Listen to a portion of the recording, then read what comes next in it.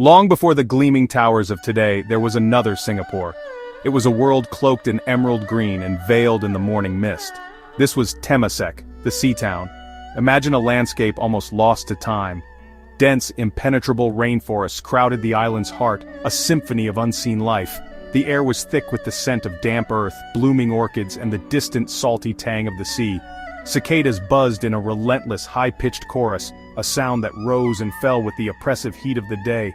The coastlines were a labyrinth of mangrove swamps, their tangled roots gripping the soft, dark mud like gnarled fingers, a vital nursery for the creatures of the sea. Here, nature reigned supreme. The silence was profound, broken only by the cry of a hornbill, or the sudden rustle of a monitor lizard disappearing into the undergrowth. The island was a mosaic of different habitats. Freshwater streams, their waters stained brown by fallen leaves, meandered through the forests, emptying into brackish estuaries where salt water met sweet. Along the sandy shores, coconut palms leaned towards the turquoise waters of the strait, their fronds rustling in the monsoon winds. This was a place of immense natural power, a small but vital speck of land at the very tip of a great peninsula, surrounded by a sea that was both a provider and a formidable barrier. This world was not empty. It was a sanctuary for an incredible diversity of life. Saltwater crocodiles, true kings of the estuaries, patrolled the murky waterways with silent, deadly patience. In the deep forests, shy mouse deer darted between the giant buttress roots of ancient trees, while long-tailed macaques chattered and foraged in the canopy above. The sea itself teemed with life, its coral reefs a kaleidoscope of color and movement. This island was a microcosm of the region's immense biodiversity, a wild paradise where the rhythms of life were dictated by the tides and the seasons, not by the clocks and calendars of humankind. For centuries, this island outpost remained largely hidden from the grand narratives of empires. It was known to sailors and sea nomads, a convenient stop for fresh water and shelter, but little more. Its story was whispered on the winds, carried by traders who navigated the treacherous waters of the Malacca Strait. They spoke of a place of deep harbors and dangerous currents, a land of both opportunity and peril. Temasek was a name on ancient maps, a small point of light in a vast, interconnected maritime world, its destiny waiting patiently to be awakened by the currents of history and the ambitions of men. Unearthing the true story of early Singapore is like navigating a dense fog. The line between solid history and captivating myth is often blurred, each one informing the other. What we know for certain comes from fragments. Archaeological digs have uncovered pottery shards from the 14th century, Chinese coins, and glass beads, tangible proof of a bustling port.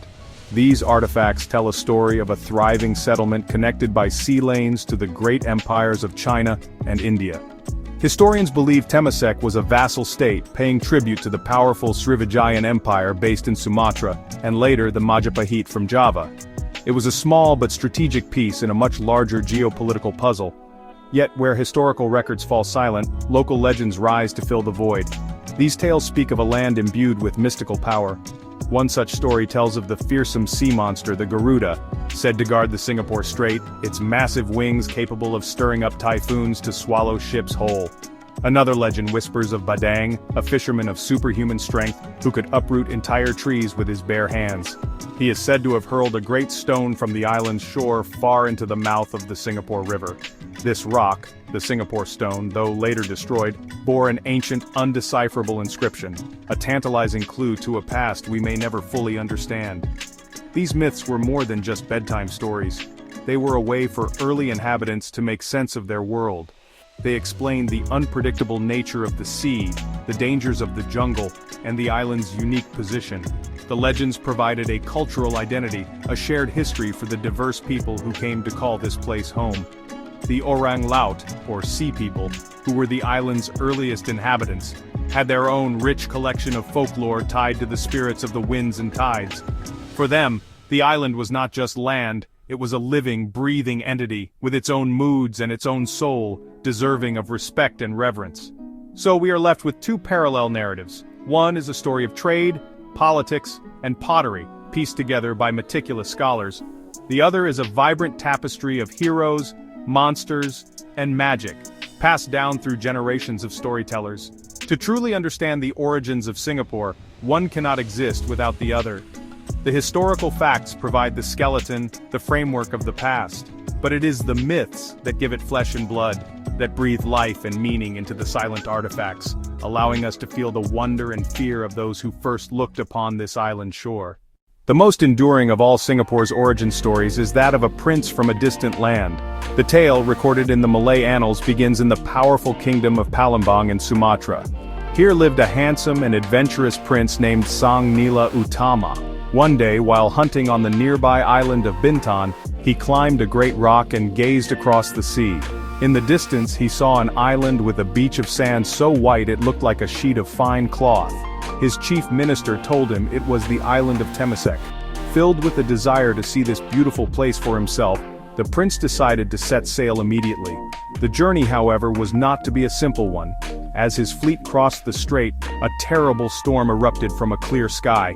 The sea raged, and the prince's ship was tossed about by colossal waves, threatening to drag it to the bottom. The crew, in desperation, threw all the heavy cargo overboard to lighten the vessel, but the storm only grew more violent. The ship's master declared that the Sea King was angry and that a royal offering was needed to appease him. Without hesitation, Sang Nila Utama took the crown from his head, a symbol of his power and lineage, and cast it into the churning waters. Miraculously, the storm subsided at once, and the sea became calm. His vessel battered but intact, the prince and his men finally landed on the shores of Temasek. As they ventured inland to hunt, a magnificent creature suddenly appeared before them. It was an animal of imposing stature, with a sleek, tawny body, a powerful head, and a majestic black mane. It moved with grace and confidence, staring at the prince with intelligent eyes before vanishing back into the jungle's depths. The prince had never seen such a beast before.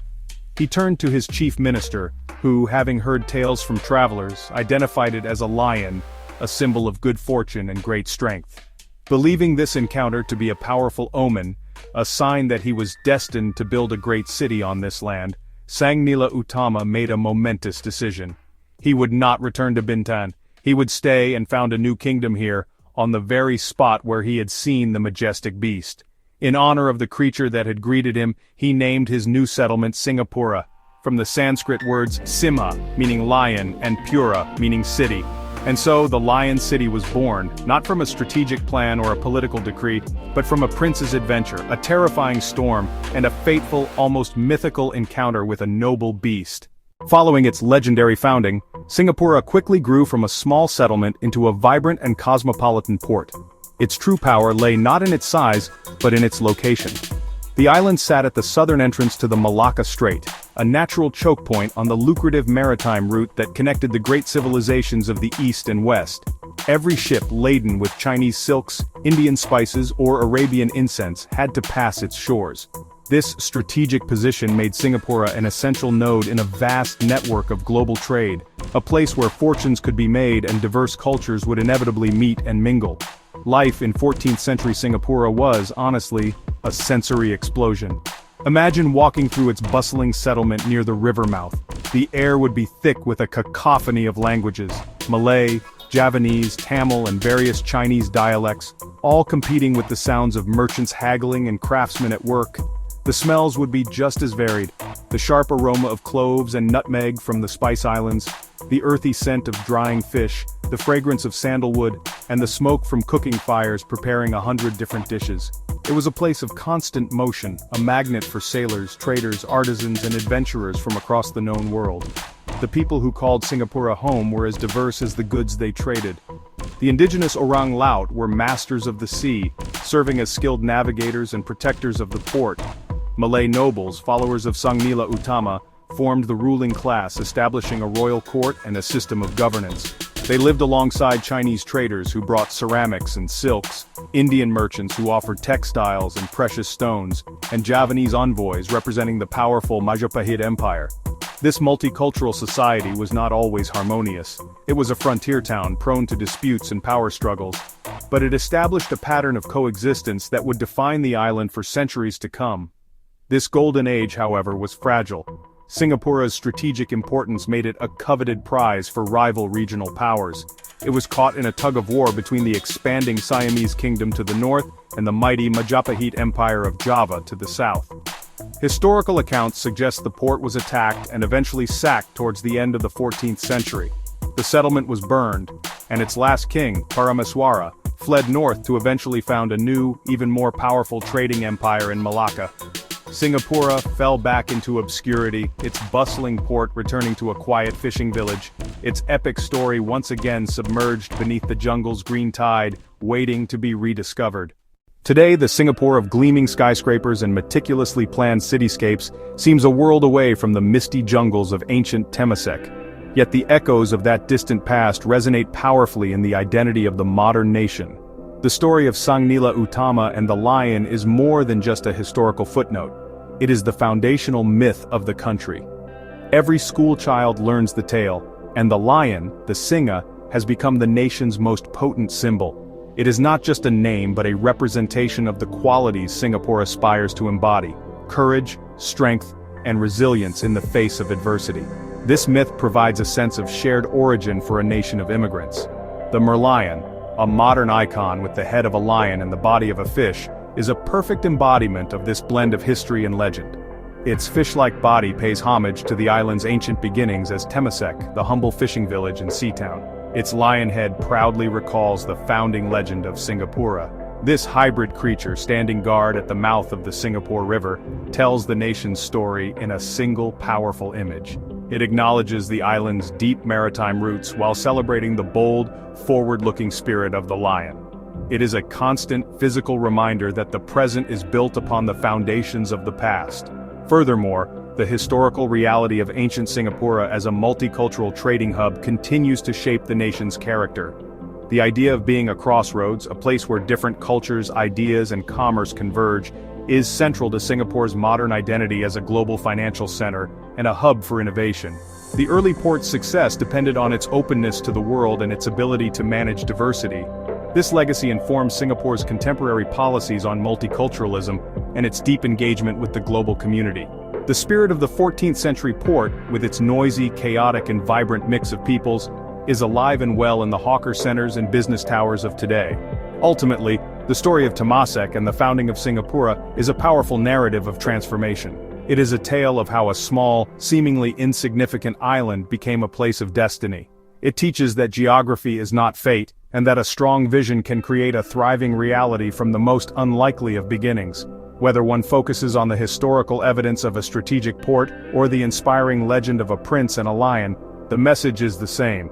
It is a story of seeing potential where others saw none, of braving the storm, and of building a city worthy of a noble name.